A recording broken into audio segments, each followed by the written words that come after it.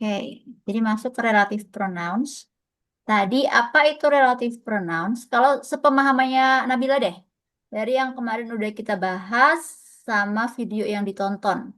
Kalau sepemahamannya Nabila, pakai bahasanya Nabila sendiri, relative pronouns tuh buat apa sih? Gitu.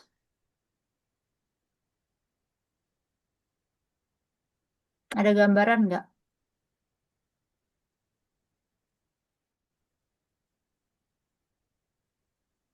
Nggak. Nggak ada. Ya then. Alright. Jadi, Surah Misdan jelas? Nabila dengar? Jelas Surah Misdan? Putus-putus nggak? Iya. Oke.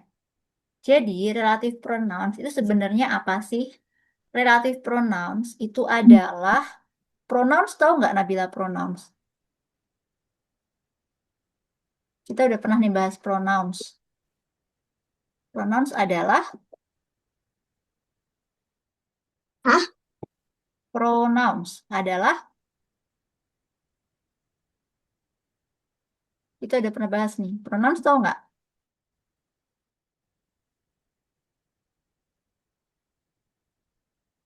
Pronouns. Tahu?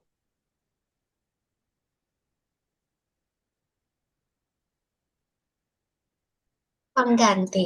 Ya, betul. Kata ganti bukan pengganti ya. Kata ya, tapi ya kata ganti buat menggantikan sesuatu. Gitu kan ya pronouns. Nah, relative pronouns itu dipakai buat apa?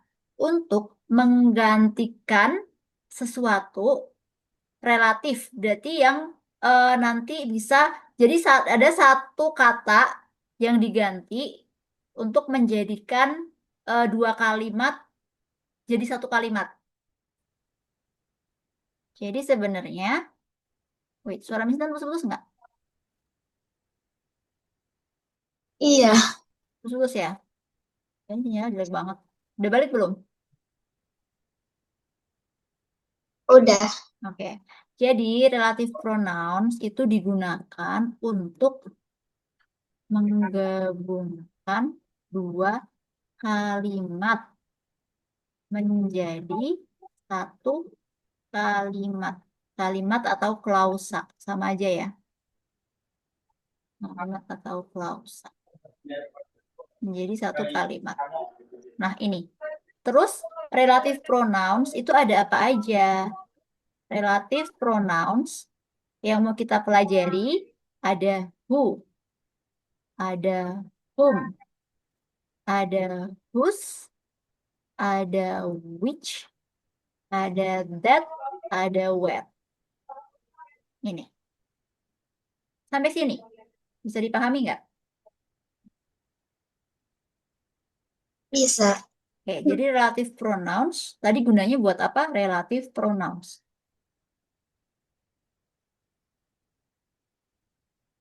Buat gabungin dua kalimat jadi Mm-mm. satu kalimat. Betul. Jadi relative pronouns itu buat menggabungkan dua kalimat menjadi satu kalimat. Gabunginnya pakai apa? Pakai ya relative pronouns itu tadi. Ada who, ada whom, ada whose, ada which, ada that, ada where. Ada when juga sebenarnya. Tapi kita ke sini dulu. Ke satu 2 3 4 5 6 ini dulu. Bisa dipahami ya? Maksudnya gabungin dua kalimat tuh gimana, Miss? Nah, tadi di contoh yang di video tadi ya. Bentar agak lupa tadi contohnya gimana ya? eh Tadi contohnya gimana ya? Oke, kita buat aja contoh contoh sendiri ya. Contohnya, example. Nabila is a student. She is uh, not student. She is studying. Balik. Studying English right now. Oke, di sini ada berapa kalimat? Nabila is a student. She is studying English right now. Ada berapa kalimat? Dua. Dua. Kelihatan nggak sih tulisannya?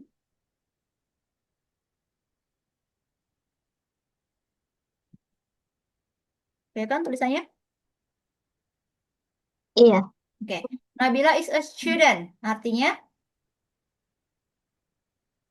Bila adalah student. ya adalah seorang murid, siswa. She is Iya. studying English right now. Artinya,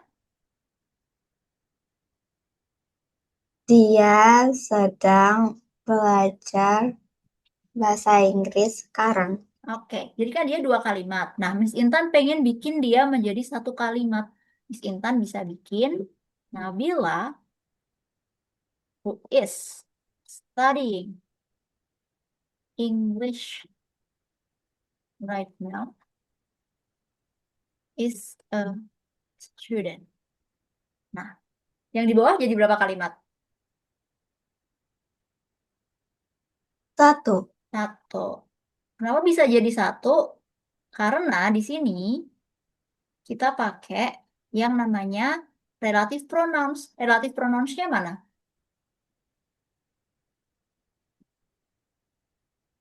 Di kalimat kedua ini, relative pronounsnya mana? Nabila, who is studying English right now, is a student. Relative pronounsnya yang mana?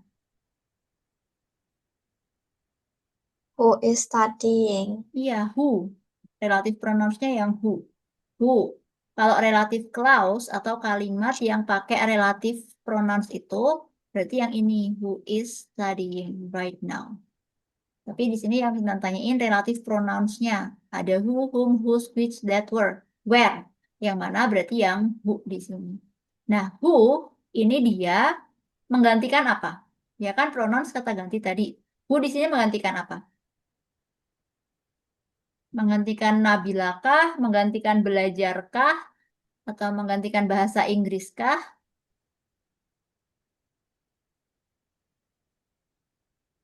Who menggantikan apa? Eh, menggantikan she. Menggantikan she. She di sini maksudnya siapa? Nabila. Nabila. Oke, Nabila orang atau bukan? Orang. Orang. Nah, jadi kalau kita mau menggantikan orang, relative pronouns yang kita pakai itu who. Jadi, she itu kan Nabila, maksudnya Nabila orang. Dan she itu sebagai, kalau di dalam kalimat she is studying English, she itu sebagai subjek atau objek. Eh, She is studying English. Subjek atau objek? She-nya. subjek. Subjek, pintar. Nah, karena she itu subjek dan yang mau diganti itu she, makanya kita pakainya who. Gitu. Jadi itu pengaruh nanti. Itu yang digantiin subjek atau sebagai objek nih di kalimat kedua. Kalau misal sebagai subjek, kita pakainya who. Gitu. Jadi kalimatnya menjadi yang udah menggunakan relative pronouns. Nabila, who is studying English right now, is a student. Jadi dari dua kalimat menjadi satu kalimat dengan menggunakan relative pronouns yang menggantikan subjeknya she. Gitu. Jadi ada dua subjek di sini, dua kalimat, dua subjek. Karena subjeknya sama, jadi yang satu diilangin, digantikan dengan relative pronouns. Bisa dipahami sampai sini? Iya. Oke.